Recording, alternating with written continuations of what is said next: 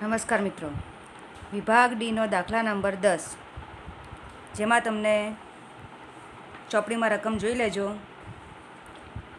કામદારોની માહિતી આપી છે, એના પરથી મૂળ આવૃત્તિ વિતરણ તૈયાર કરવાનું છે. માસિક વેતનથી ઓછું અને કામદારોની સંખ્યા સંચય આવૃત્તિ આપેલી છે. થી ઓછી સંચય આવૃત્તિ આપેલી છે, એના પરથી તમારે મૂળ આવૃત્તિ વિતરણ તૈયાર કરવાનું છે. હવે અહીંયા થી ઓછાની અંદર 2400, 2900, 3400, 3900 આ પ્રમાણે તમને કિંમતો આપી છે. આ બધા વચ્ચેનું અંતર 500નું છે. એટલે એનો અર્થ એમ થાય કે અહીંયા વર્ગ લંબાઈ સી બરાબર 500 છે. તમને જે 0, 3, 12, 30 આ રકમ આપી છે તે CFની રકમ છે. એટલે આના પરથી આપણે માસિક વેતન એટલે કે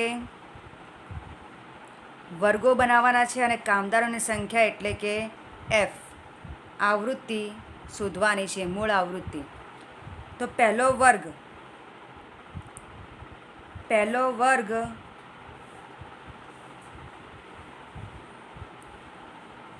થશે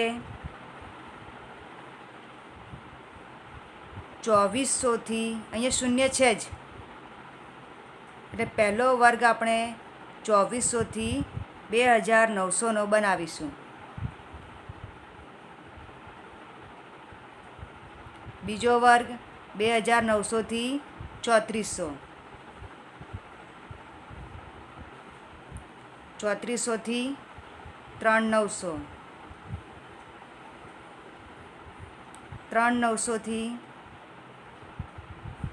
4400, 4400થી 4900, 4900થી 5400, 5400થી 5900, 5900થી 6400. હવે તમે જુઓ 6400 પછી કોઈ કિંમત નથી, એટલે અહીંયા છેલ્લો વર્ગ આવશે નહીં, એક લીટી અહીંયા ઓછી આવશે. એમાં આપણે જ્યારે વર્ગ ઉપરથી ઓછા આવૃત્તિ વિતરણ બનાવીએ તે લીટી વધારે થાય છે. હવે આપણે આવૃત્તિ શોધીશું. હવે આવૃત્તિ શોધવા માટે પહેલા વર્ગની અંદર આ જે તમને CF આપ્યું હોય તેમાં આપણે ક્રમિક બાદબાકી કરીશું. નીચેની કિંમતમાંથી આપણે ઉપરની કિંમત બાદ કરીશું. 3 - 0 એ હું લખી દઉં તમારી સમજૂતી ખાતર. 3 - 0 બરાબર પહેલી આવૃત્તિ 3 થાય. પછી 12 - 3 9, 30 - 12 18, 55 - 30 25, 78 - 55 23, 88 - 78 10,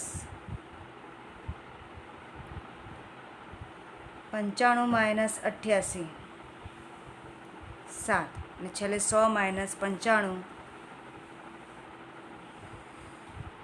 5. જો શૂન્યમાંથી 3 બાદ ના થાય, 3માંથી 12 બાદ ના થાય, કારણ કે તમે એ પ્રમાણે બાદ બાકી કરો તો માઇનસમાં આવે. એટલે આપણે 3માંથી 0 બાદ કરવાના, 12માંથી 3 બાદ કરવાના, 30માંથી 12 બાદ કરવાના. એ પ્રમાણે આપણને આ મૂળ આવૃત્તિ મળી ગઈ. આ આવૃત્તિઓનો સરવાળો જે n કહેવાય, જે અહીંયા જે છેલ્લે સરવાળો આપણે 100 એટલા થવા જોઈએ. તો આ આપણું મૂળ આવૃત્તિ વિતરણ બની ગયું. આ દાખલો અહીંયા પૂરો થાય છે. હવે આપણે ગણીશું દાખલા નંબર 11. હવે 11માં દાખલાની રકમ પણ થોડી આ પ્રમાણે જ છે, ખાલી લખવાની રીત જુદી છે. અહીંયા તમને એવું જ કીધું છે કે 200 વિદ્યાર્થીની માહિતી આપી છે અને મૂળ આવૃત્તિ વિતરણ તૈયાર કરવાનું છે. હવે ગુણમાં આ પ્રમાણે લખેલું છે: 10થી 100, 20થી 100. જુઓ અહીંયા બધે 100 છે, એટલે આ કોઈ સાદા વર્ગો નથી, મૂળ આવૃત્તિ વિતરણ નથી. આ ક્યાં તો થી ઓછા છે, ક્યાં તો થી વધુ છે. એ પ્રમાણે અહીંયા છેલ્લે 90થી 100 સુધી.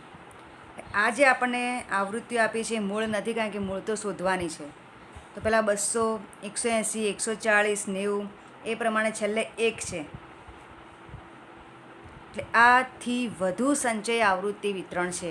થી ઓછામાં પહેલાં શૂન્ય આવે, થી વધુમાં છેલ્લે શૂન્ય નથી, પણ આપણે ખાલી વિચારી લેવાનું કે એક પછી કેટલા હશે. અહીંયા શૂન્ય હશે, એટલે અહીંયા આપેલા નથી. તો અહીંયા આપણે મૂળ આવૃત્તિ વિતરણમાં વર્ગો બનાવતી વખતે અહીંયા 10 10નું અંતર છે.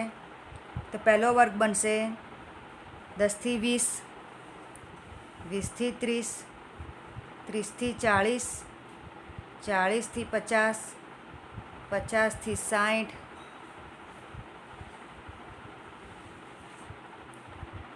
60 થી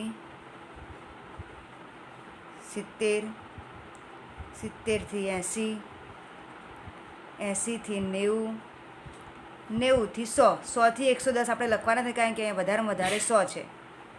હવે મૂળ આવૃત્તિમાં આપણે આગળના દાખલામાં નીચેની કિંમતમાંથી ઉપરની કિંમત બાદ કરી. અહીંયા આપણે 200માંથી 180 બાદ કરવાના. હવે આપણે ખબર કેવી રીતના પડે કેવી રીતના બાદબાકી, તો બાદબાકી કરી જોવાની. જે માઇનસમાં આવે, તમે 180માંથી 200 બાદ કરો તો માઇનસમાં આવે. આવૃત્તિ કદી માઇનસમાં ના આવે.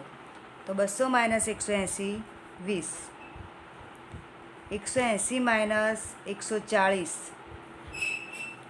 40, 140 minus 90 50, 90 minus 55 35, 55 minus 30 25, 30 minus 8 22, 8 minus 2 6, 2 minus 1 1, અને 1 માઇનસ છેલ્લે શૂન્ય હોય નથી, આપણે વિચારી લેવાનું શૂન્ય એટલે 1. હવે આ જે આપણને આવૃત્તિઓ મળી એનો સરવાળો 200 થવો જોઈએ, એટલે આપણે શોધેલી આવૃત્તિ સાચી.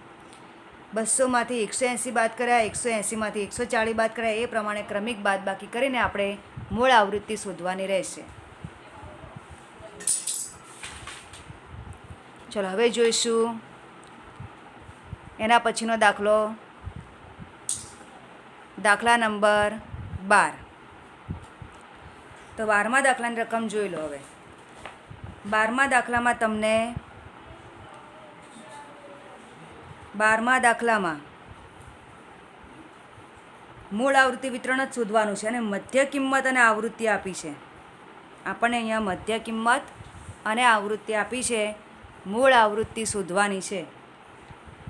મધ્ય કિંમતમાં 12.5, 17.5, 22.5, એ પ્રમાણે 47.5 સુધી આપેલું છે.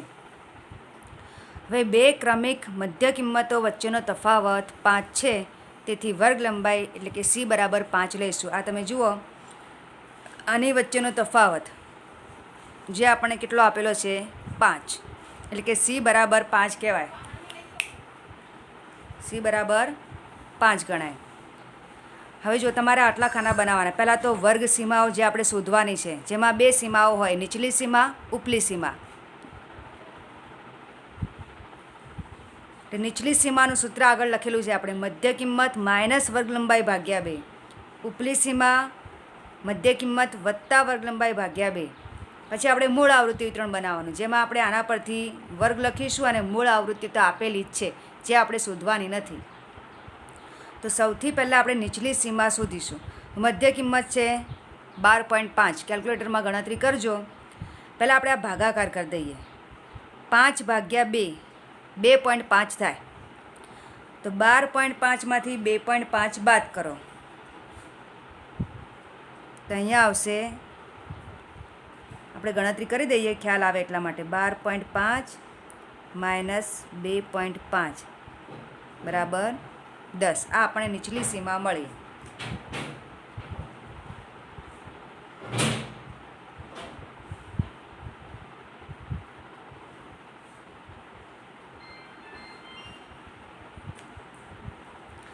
$17.5 માઇનસ 2.5 15, 22.5 માઇનસ 2.5 20. આવી રીતે આમાંથી 2.5 બાદ જ કરવાના છે. 25, 30, 35, 40 અને 45. દરેકનું અંતર સરખું છે એટલે અહીંયા પણ અંતર સરખું જ આવશે 5, 5નું. હવે ઉપલી સીમા મધ્ય કિંમત 12.5. આ ભાગાકાર તો 2.5 જ છે, પણ ખાલી આપણે માઇનસની જગ્યાએ કરવાનું છે પ્લસ. તો 15, 20, 5, 5નું અંતર 25, 30, 35, 40, 45, 50. આના પરથી આપણે વર્ગો લખીશું. પહેલો વર્ગ 10 થી 15, 15 થી 20, નીચલી સીમા ઉપલી સીમા, નીચલી સીમા ઉપલી સીમા, 25 થી 30, 30 થી 35, 35 થી 40, 40 થી 45, 45 થી 50. આવૃત્તિ તમને આપેલી છે એ જ લખી દેવાની, આપણે શોધવાની નથી, એ મૂળ આવૃત્તિ જ છે. 22, 14, 10, 6, 2. તો આ પ્રમાણે દાખલા નંબર 12 પૂરો થાય છે. હવે એના પછીના દાખલા ખાસ જોઈ લેજો. દાખલા નંબર 13 અને 14 કોષ્ટકના દાખલા જાતે જ ગણવાના છે. આપણે આગળ ઘણા દાખલા કોષ્ટકના ગણી ચૂક્યા છીએ. એ પ્રમાણે તમારે 13 અને 14મો દાખલો ગણવાનો છે. પછી પ્રશ્ન આપેલા છે થિયરિકલ 15, 16, 17 ધાર, જે તમારે લખવાના નથી.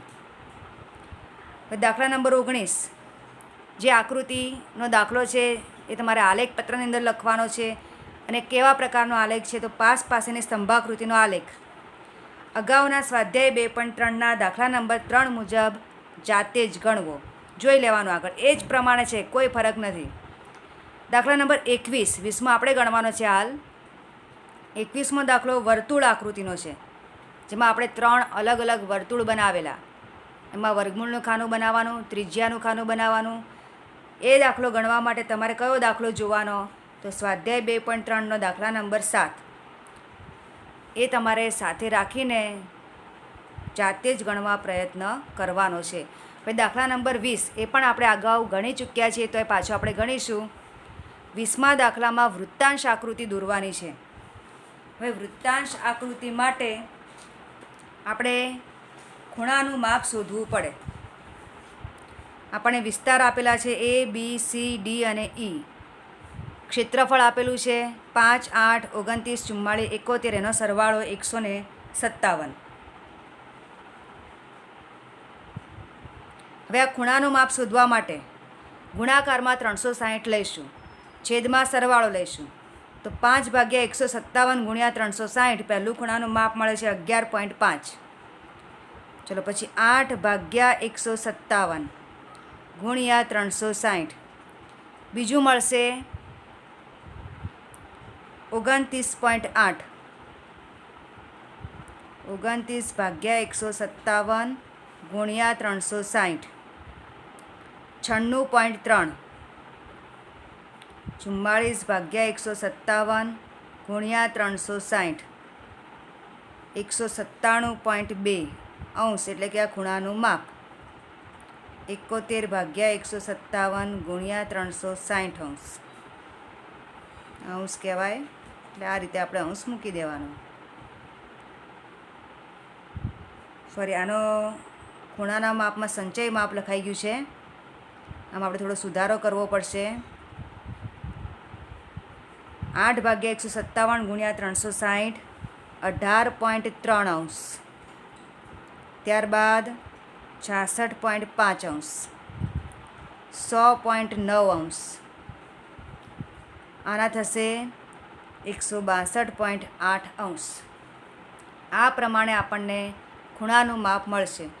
ખૂણાનું માપ શોધ્યા પછી દરેક વિસ્તારને અલગ અલગ ચિહ્નો આપી દેવાના.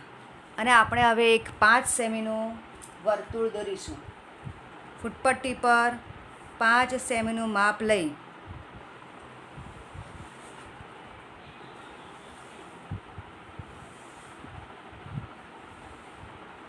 એક વર્તુળ દોરી દેવું. વર્તુળ દોર્યા પછી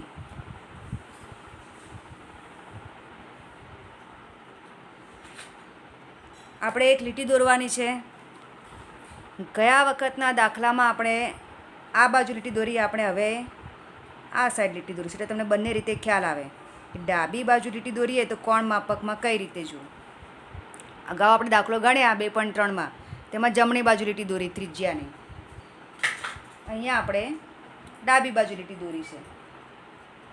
ચલો હવે આપણે કોણ માપકની મદદથી આ જે ખૂણાના માપ છે, સંચય માપની જરૂર ક્યારે પડે? જ્યારે પેલું ગોળ વર્તુળ કોણ માપક હોય ત્યારે. અહીંયા આપણી પાસે અર્ધ ગોળ કોણ માપક છે એટલે સંચય માપ શોધવાની જરૂર નથી.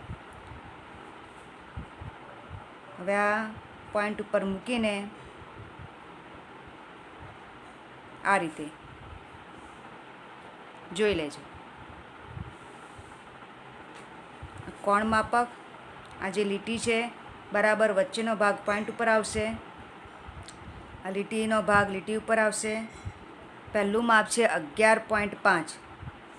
તો આપણે ઉપરના આંકડા જોવાના જે ચડતા ક્રમમાં હોય. નીચેના આંકડા તમે જો ઉતરતા ક્રમમાં છે. એ ક્યારે લેવાના? આપણે જમણી બાજુથી માપ લીધું હોય તો આપણે ડાબી બાજુથી લઈએ છીએ. તો 11.5 અહીંયા લીટી દોરી દેવાની. ફરી એના ઉપર જ આપણે કોણ માપક મૂકીશું આ રીતે. બીજી લીટી ઉપર આવી જોઈએ લીટી. હવે 11.5 પછી 18.3, તો 15થી થોડું વધારે, 15 ને 20ની વચ્ચે.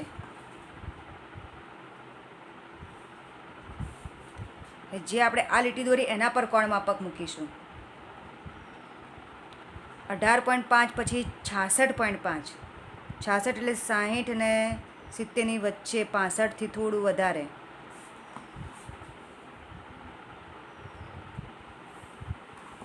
એના પર લીટી દોરીશું, આપણે કોણ માપક મૂકીશું. 100.9, 90, 100, 100થી થોડું વધારે.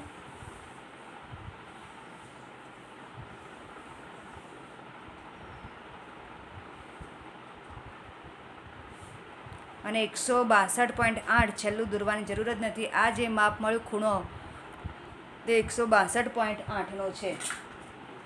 આ પહેલો જે ખૂણો છે તે 0.5 અંશ, 18.3 અંશ, 66.5 અંશ, 100.9 અંશ અને આ મળ્યું આપણને 162.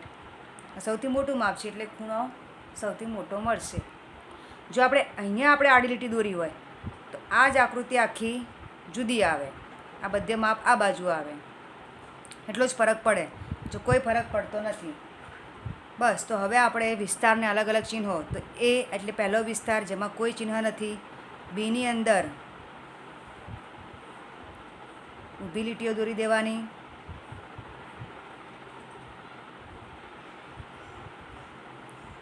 સીની અંદર ચોકડી દોરવાની છે, કારણ કે આપણે અહીંયા જે બોક્સમાં લખ્યું હોય એ પ્રમાણે ચિહ્નો મૂકી દેવાના.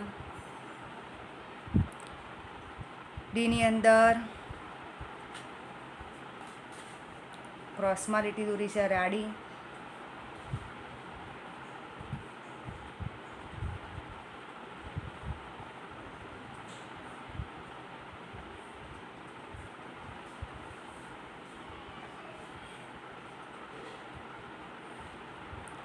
જે પણ દાખલા ગણેલા છે એ બધા જ દાખલા વિડીયોની સાથે, દરેક વિડીયોની સાથે ડિસ્ક્રિપ્શન બોક્સની અંદર તમારે પીડીએફની લિંક છે તે ઓપન કરીને ખાસ જોઈ લેવી, જેના ઉપરથી તમને લખેલા દાખલાઓનો ફોટા મળશે. જે તમારે દાખલા શાંતિથી બેસીને ગણવા હોય તો તમે સહેલાઈથી ગણી શકો. વારંવાર વિડીયો ખોલવાની જરૂર પડતી નથી એમાં. અને એની અંદર 0. બસ. તો આ પ્રમાણે બધા ચિહ્નો મૂકી દેવાના અને અહીંયા આપણે વિભાગ ડી પૂર્ણ થાય છે. નમસ્કાર.